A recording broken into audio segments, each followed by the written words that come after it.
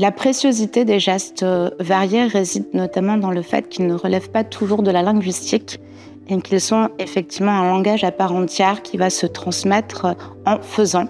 L'artisanat du verre était considéré comme un art noble. Une charte des verriers a même été rédigée au XIVe siècle et qui distinguait les verriers en tant que gentilshommes. Mais effectivement, le maître verrier a toujours eu un peu cette stature prestigieuse. Le métier que je fais, moi, il a plus de 2000 ans d'existence. Donc de savoir que depuis toutes ces années, ces siècles qui sont passés, c'est passé que de bouche à oreille. Il n'y a jamais eu rien d'écrit, et écrit, c'est pour pouvoir mettre en pratique. Donc savoir que derrière, je vais pouvoir fermer d'autres personnes, c'est vrai, je serais frustré si j'avais à partir et que mon métier tombe à l'abandon. C'est des choses de sensibilité, d'être humain et de valeurs humaines, qu'on se rapproche les uns des autres.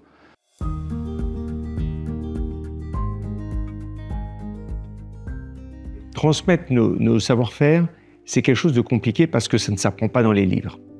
En fait, ça s'apprend comment? Ça s'apprend tout simplement en regardant les plus anciens travailler jour après jour et en répétant à son tour les gestes. Donc ce qui est fondamental pour la transmission, c'est d'abord de s'assurer qu'au sein d'un atelier, au sein d'une manufacture, vous avez bien ce système de transmission entre un ancien et un plus jeune, et que c'est comme une forme de binôme, si vous voulez, et que l'un va apprendre à l'autre à répéter inlassablement, jour après jour, le geste.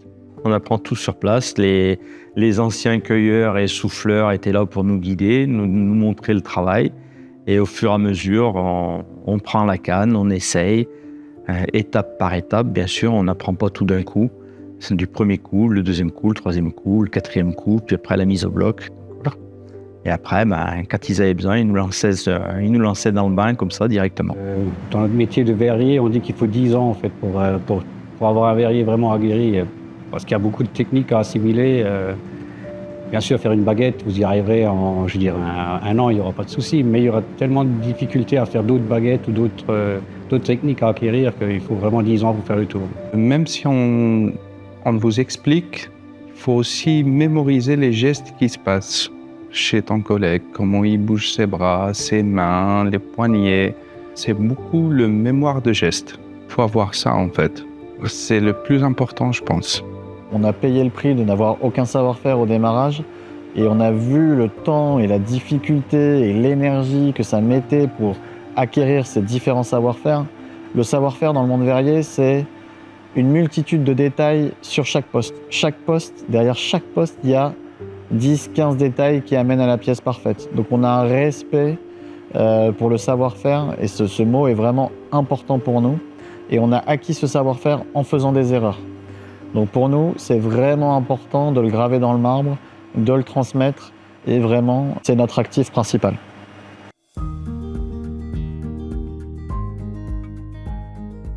Un geste verrier n'a d'intérêt que pour autant qu'il sert à fabriquer quelque chose. Si personne n'éprouve d'intérêt pour ce produit-là, ce geste va forcément à un moment donné disparaître. C'est aussi de la responsabilité finalement d'une entreprise qui à un moment donné, voyant ces gestes qui sont en perdition, parce que ça ne correspond plus en fait à un marché donné, est-ce que cette maison n'arrive pas, par sa création, par son inventivité, à trouver d'autres objets qui utilisent les mêmes gestes et qui vont permettre de pouvoir relancer. Dans le tissu verrier qui existe aujourd'hui en France, à plus ou moins grande échelle, en fait, toutes les manières d'aborder le métier peuvent être vecteurs de transmission. Que ce soit à notre échelle, d'un point de vue finalement très artistique, où on va apprendre à notre apprenti autant quelles sont les clés créatives de notre entreprise et quelles sont peut-être la manière dont on va vouloir mettre en forme l'objet en pièce unique ou en très petite série. En fait, les gestes de départ sont les mêmes, on a tous le même diplôme. Le verre, c'est comme la musique. On a la même partition, mais on interprète un peu différemment. J'ai travaillé en Suède, en Norvège, même quand on regarde en Inde, c'est toujours à peu près la même chose. Moi, j'ai travaillé avec un verrier suédois qui parlait pas anglais, moi je parlais pas suédois. On devait faire des tasses et je savais ce qu'il voulait, il me regardait, je faisais « Ok, on y va ». Vous avez également beaucoup de jeunes qui rejoignent des entreprises et puis qui, au bout d'un certain temps, se disent je vais faire moi un tour d'Europe des verriers et puis qui finalement se mettent à leur compte. Alors, on a été sélectionnés les meilleurs verriers du brevet des métiers d'art de Sarrebourg, qu'on a été ensuite formés en Bohême, directement dans les endroits où ils ont le savoir-faire pour faire ce type de verre. Donc, ils ont eu 2 mois de formation en Bohême, plus 4 mois ici en interne avec un formateur. Quand je suis arrivée ici, donc j'ai mon conjoint qui est de la région, qui est natif de la région. Le DRH m'avait bien posé la question, est-ce que vous avez eu de la famille qui a travaillé ici, etc. Je sais que c'est quelque chose de très sensible, mais dans le sens vibrant pour les gens ici, tout le monde a eu sa famille. Et effectivement, le grand-père de mon conjoint était tailleur à Saint-Louis. Bon, rien de très étonnant, toutes les familles ici ont quelqu'un de plus ou moins éloigné qui est passé ici. Donc bon, quand on a les verres déjà à la maison, quand il y a un repas de famille, etc., il y a les verres et on sait que c'était les verres du grand-père. Donc travailler à Saint-Louis, en quelque sorte, c'est toujours perpétuer un peu ce travail des anciens et on ne l'oublie pas parce que de toute façon, on a toujours un lien, même quand on n'est pas du territoire, le lien il se trouve avec la cristallerie et la famille. J'ai 21 ans, donc je suis souffleur de verre. Donc moi je travaille au centre d'art verrier depuis 3 ans maintenant. Et c'est une passion depuis tout petit. Alors j'ai un papa qui est souffleur de verre aussi. C'est dans la famille en fait, moi je crois que je suis la 7e ou 8e génération. Du coup depuis tout petit je viens ici. Et la première fois que j'ai soufflé dans une canne, je pense que j'avais déjà 3 ans. C'était, je pense que j'étais aussi haut que le banc de verrier. Ouais, non, ça m'a toujours intrigué cette matière en fusion.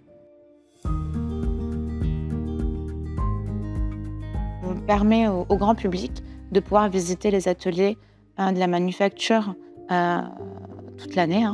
Et c'est vraiment aussi dans le but que la magie puisse opérer, peut-être aussi susciter des vocations chez les plus jeunes.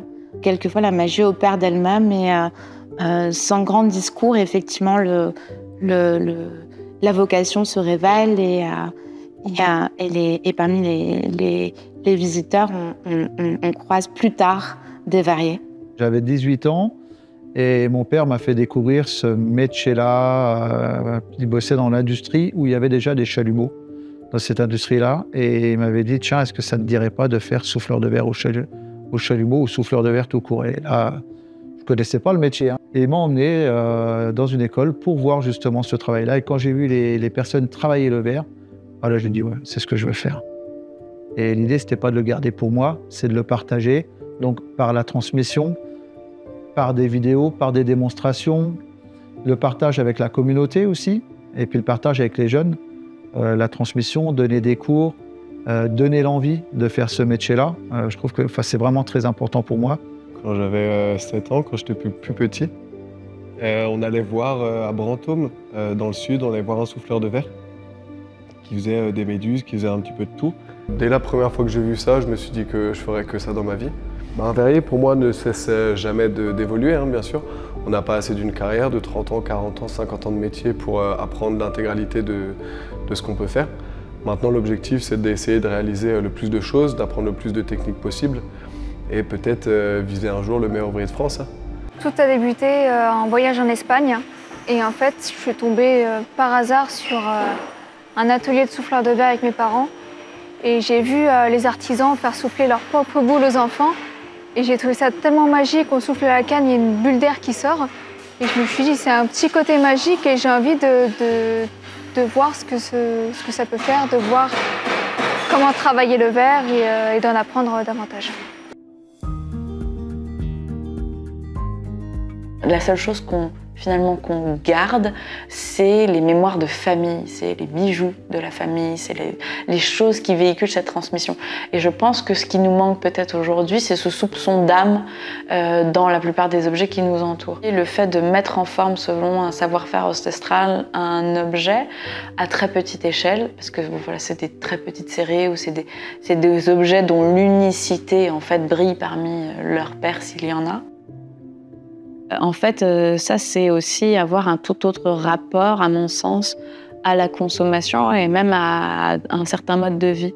On est à l'extrême inverse de l'hyperconsommation.